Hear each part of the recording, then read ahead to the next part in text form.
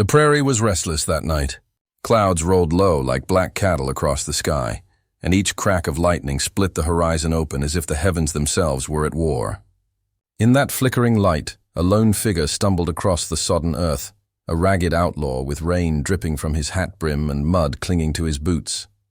Behind him, straining on a frayed rope, came the shape of a horse, so bony and hollow-eyed, it looked more ghost than flesh. He had bought it for $5. 5 crumpled, blood-stained bills exchanged at the back of a saloon where men spoke in whispers and wouldn't meet his gaze. A bad bargain, anyone could see, but bargains don't shine in the dark. The outlaw dragged the beast through the downpour, jaw clenched tight. His lungs burned, his hands shook, but he pressed on until the dim silhouette of a half-collapsed barn rose out of the storm like some crooked skeleton. The roof sagged, the walls leaned. Still, it was shelter. And on the frontier, shelter could mean the difference between drawing breath or being found stiff by morning. He pushed open the rotten door, the hinges screaming like some old widow. Inside, the place smelled of wet hay and rust. His lantern threw pale, swaying light across broken rafters and cobwebbed corners. He tied the horse to a post, muttering a curse about its bones showing through hide. That's when it came. Not the creak of timber, not the whistle of wind, but a voice. Soft at first, carried through the flicker of shadows. High, faint, trembling, a girl's voice. Don't let them take me back. The outlaw froze. His breath hitched. Slowly he turned, the lantern trembling in his hand. The horse's head hung low, dark mane matted, eyes glinting with something too human for comfort. Its lips moved ever so slightly, yet no sound seemed to come from them, only the whisper echoing like it was riding the storm itself. Please, it said again, don't let them take me back. His grip tightened around the lantern's handle until his knuckles turned white. He spat into the hay, shook his head, told himself the rain had scrambled his senses. But deep inside, something colder than the storm took root. That cabin wasn't safe. That horse wasn't right. And the night had only just begun. If you heard a whisper like that out there in the dark, would you have stayed in that barn? Or run into the storm? The outlaw found the cabin by accident. A slouching structure of pine and sod, sagging against the weight of years and storms. Its roof leaked in 3 places, its shutters hung like broken teeth, and its door swung wide on a rusted hinge. But it was shelter, and shelter on the frontier was never a thing to be questioned too closely. He led the horse inside the lean-to, tethered it against the far beam, and struck a lantern. The flame sputtered and caught, throwing long shadows across the warped floorboards. Rain rattled hard against the roof. Each drop sounded like a bullet on tin. The outlaw eased himself into the one chair still upright, laid his revolver across his knee, and tried to still his mind. But he could not. Not after what he had heard out there in the storm. A voice. A girl's voice. Not from the rafters, not from the wind. From the horse itself. He told himself it was fatigue, whiskey echoing in his blood. He told himself he was cracking. Still, he whispered into the half-dark, "Who's there?" The reply came soft, trembling, yet clear enough to shiver his skin. "Don't let them take me back." The outlaw gripped the revolver tighter. His breath drew shallow. He stared at the horse, its ribs outlined against the lantern glow, eyes glassy and wet. No human tongue moved, no lips formed words, and yet the voice came again, desperate, begging. "I ain't what they say I am. They bound me, cursed me. I've suffered worse than death." The outlaw muttered curses of his own, dragging a hand across his weathered face. "This is madness," he spat, yet the sound of his own words felt weak. Madness, or truth. The voice pressed on, weaving through the rain like a thread. "They'll come for me. They'll kill you too. Trust me, stranger. Don't turn me over." Outside, the prairie wind rose into a low moan, like some unseen choir mourning in the distance. Inside, the outlaw wrestled with the weight of belief. He had lived his life on steel, coin, and lies. Ghost stories held no place in a man's ledger. And yet the way the shadows swayed, the way the rain bent around the timbers, it all felt less like chance and more like warning. He kept the revolver ready, lantern low, eyes fixed on the tethered beast. The cabin groaned under the storm, a coffin of wood and mistrust. and still, he listened. The dawn broke pale and uncertain, the kind of morning light that bleeds slow over the prairie, reluctant to touch the earth. The outlaw sat on the splintered porch of the abandoned cabin, hat-brim shadowing eyes that hadn't known rest. His rifle leaned against the rail, though it was not bandits he listened for. It was the voice. The girl's voice. Thin as thread, carried from the horse tied beneath the leaning oak, it rose again as the day took shape.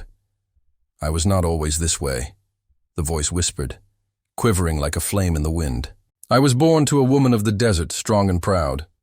My father was a rancher, but pride is a cruel yoke. He denied me, left me in the care of men who wanted nothing but pain." The outlaw turned slowly, squinting, as if the sight of the beast might change with the words.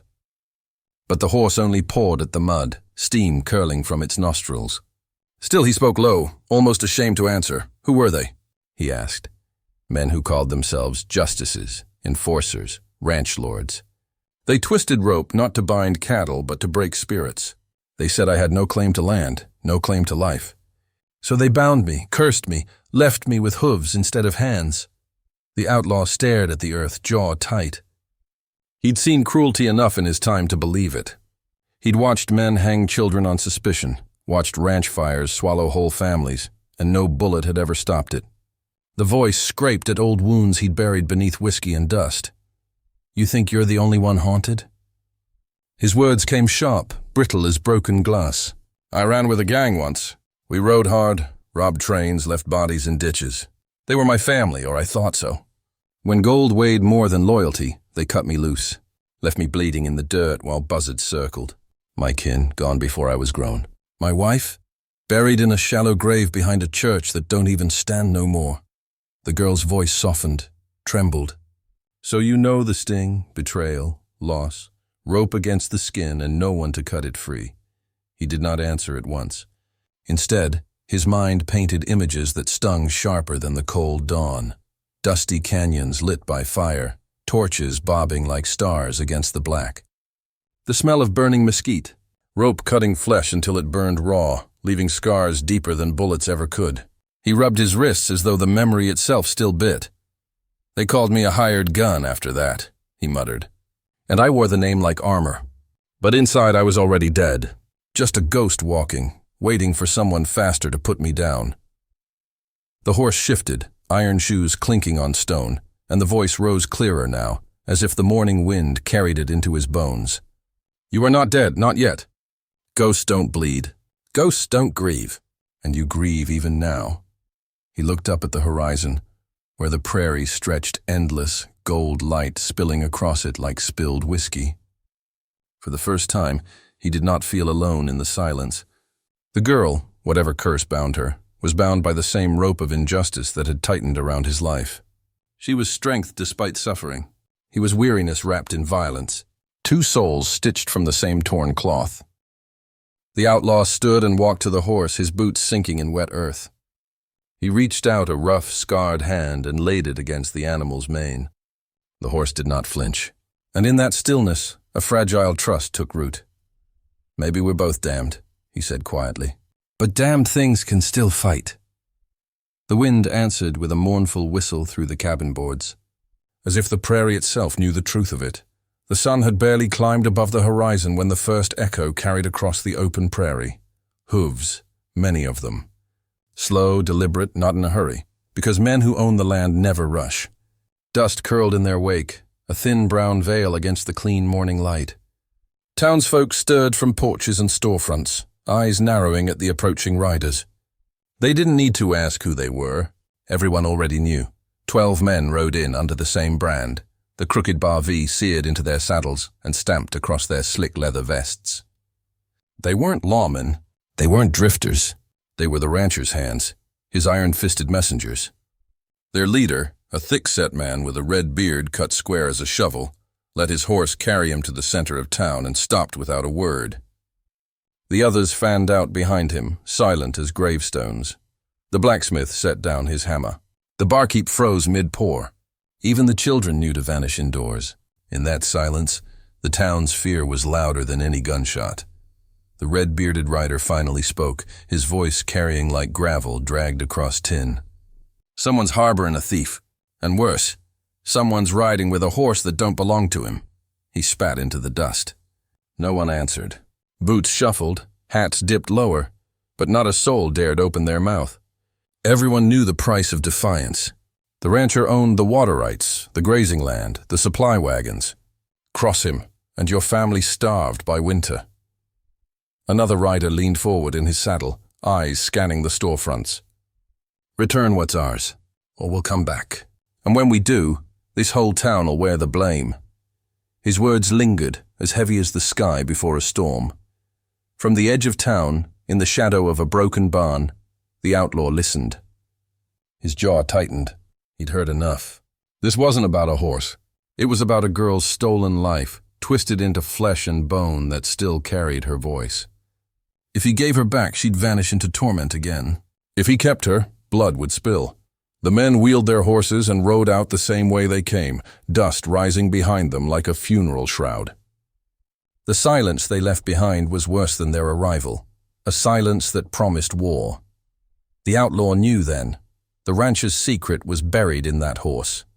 And as long as it breathed, the men would never stop. The storm rolled low over the plains, dragging shadows across the half-rotten cabin. The outlaw stood in the doorway, his frame a dark cut against the gathering dusk. He had made his choice. There would be no running, no slipping back into the shadows of nameless towns. He would fight, not for bounty or revenge this time, but for the faint and fragile voice that had come to trust him. For the girl bound inside that horse's body, he would stand. He moved with grim purpose. The first task was the walls.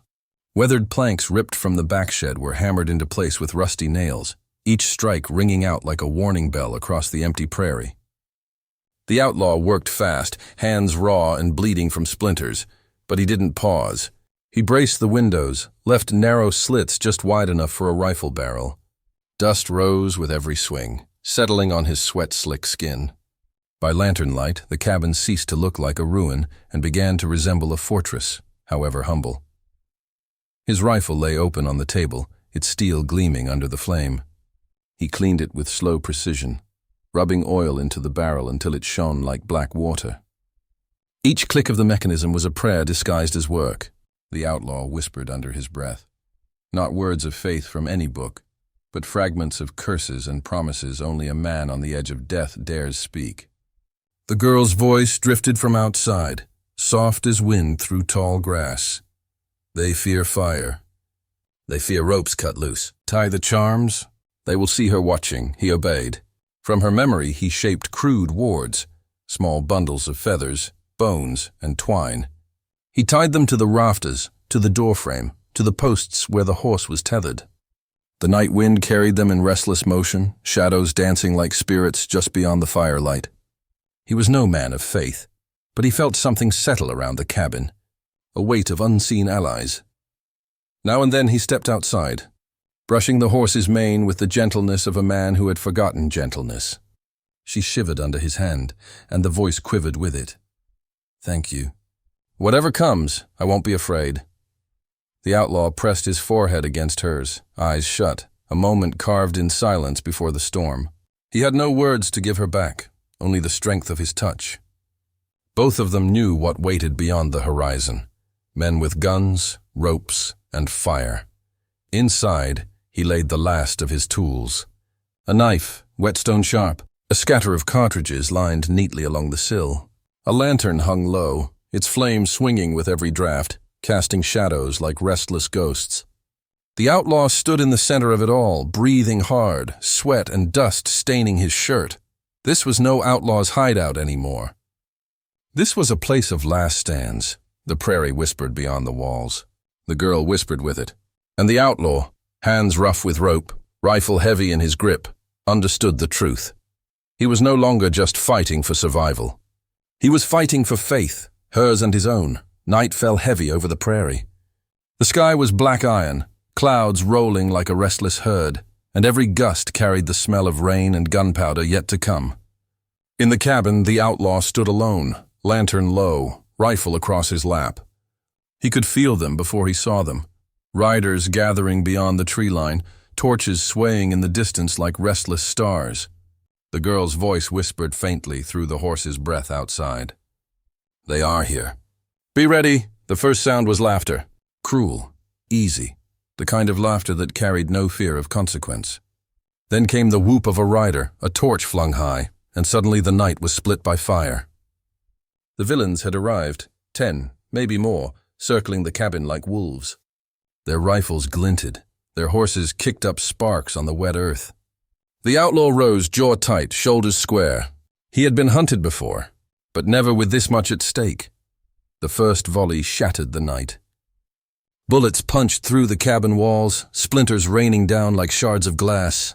The outlaw threw himself flat, then swung his rifle up, firing through the cracked shutters. A scream answered back. One of the rancher's men tumbled from his horse, torch dropping into the mud. The fight had begun. The cabin shook under the assault. Every window burst. Every plank groaned with lead tearing through. Fire licked across the roof where a torch caught. The outlaw moved like a man possessed, dragging buckets, dousing flames, then snapping back to his rifle, his revolver, his knife. Blood slicked his arm where a bullet grazed him, but he did not stop. Every shot he fired was deliberate, cold, born of years on the frontier. One breath, one aim, one man down. Outside, the girl's voice rose louder, carried on the wind. It was not a cry of fear, but of fury, a spectral echo weaving through the night. "You will not take me back," she whispered, and the men froze, rattled. One spat and crossed himself. Another fired wildly into the dark as if to silence a ghost. For the first time, the rancher's men looked shaken. The siege tightened. Smoke filled the cabin, choking, blinding. The door splintered under boots. The outlaw met them head-on, revolver blazing. The rancher was a brute, scarred and thick, his hat brim dripping with rain, his eyes blazing with cruelty. He strode into the cabin ruins like a man claiming his due. "You think you can steal from me?" he roared. His rifle leveled at the outlaw, the two men standing not 20 feet apart, firelight painting them in shades of blood and smoke. The outlaw spat mud from his mouth, raised his revolver with a trembling hand. "She was never yours," he said, voice ragged but firm. The rancher's laugh was jagged, empty of mercy. "Then she's no one's, and neither are you." The two fired at the same instant. Thunder cracked with them, a blinding flash as the storm split the sky. The outlaw staggered, slug tearing into his side, but he did not fall. The rancher took his shot square in the chest, stumbled back against the broken wall, then collapsed into the mud with a hollow thud. His torch sputtered and died beside him. For a moment, the world held still. Only the rain spoke, hissing against the flames, washing blood into the soil. The outlaw's breath came in ragged heaves. He dropped to one knee, revolver hanging loose at his side. Then he heard it, softer now, fading. The girl's voice, not pleading this time, but calm. "It is done. I am free." The surviving men broke and fled into the storm, their courage gone, their master dead. Silence reclaimed the prairie. The outlaw staggered to his feet, staring down at the lifeless body of the rancher. Justice had been served, not by law, but by the edge of survival, by the hands of the broken and the desperate. He stepped outside into the downpour. The horse stood there still, rain streaming down its flanks, eyes glinting with something deeper than animal fear. The outlaw reached for the rope that bound it, sliced it free with one trembling motion. The horse gave a shudder, then turned toward the horizon, walking slowly into the sheets of rain. With every step, the girl's voice grew fainter, until it was gone entirely. The outlaw stood in the mud, bloodied, half-broken, watching the shape vanish into the storm. He had won, but the victory was not triumph. It was survival, it was justice rough and raw, and it was lonely. The night was over. The storm would pass, but its ghosts would linger. The storm had broken the prairie into silence. Only the hiss of cooling rain on charred wood remained. The cabin's walls reduced to blackened ribs against a pale horizon. Smoke curled upward in thin gray strands, ghost-like in the dawn air. The battlefield lay still, mud, blood, and splintered timber soaked into one another, until the earth itself seemed heavy with sorrow. The outlaw stood among it, chest-heaving, pistol still trembling in his hand. His coat was torn, shoulder wrapped in blood, eyes ringed with exhaustion. He had outlasted them, the riders, the rancher, the fire. But victory did not feel like triumph. It felt like something else, a cost he could not repay. He staggered toward the center post of the ruined cabin, where the rope hung slack against the splintered beam. That rope had tethered the horse, and more than that, it had tethered the girl's voice to him, binding them both to violence. His fingers shook as they reached up. Slowly, deliberately, he cut it free with the edge of his knife. The hemp frayed, then snapped, and in that moment the air changed. The voice, her voice, returned one final time, soft as the whisper of rain on prairie grass. "I'm free now." It was not a cry of pain, nor the desperate pleadings he had first heard in the barn. It was release. It was peace. For a moment he stood frozen, listening, half expecting more, half dreading silence. But the words lingered like smoke, then dissolved into the dawn, leaving only the steady beat of his heart. The horse, once frail, its ribs showing, eyes glazed with suffering, stepped forward out of the smoke. Its coat seemed darker now, wet from rain, and its gait more steady, as though the burden had been lifted. It looked at the outlaw, ears pricked, then turned toward the horizon. Hooves struck the wet earth, leaving prints that filled with water before fading. Each step carried it farther from the ruins, until it became a silhouette in the mist, then a memory swallowed by the rising sun. The outlaw did not follow. He simply watched, leaning against the doorframe of what had been his last shelter. His breath slowed. For the first time in years, he lowered his gun hand without fear. There was nothing left to shoot. Nothing left to prove. Behind him, the cabin sagged inward, beams collapsing with a sigh. He stepped into the mud, the rope still coiled in his palm.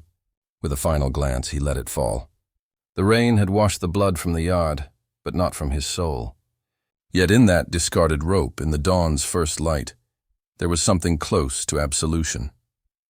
He lifted his face to the horizon. The clouds parted in slow ripples, pale gold spreading across the prairie like spilled fire.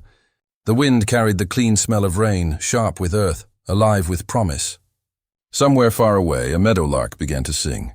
The outlaw was not redeemed. He knew that. Too many graves lay behind him.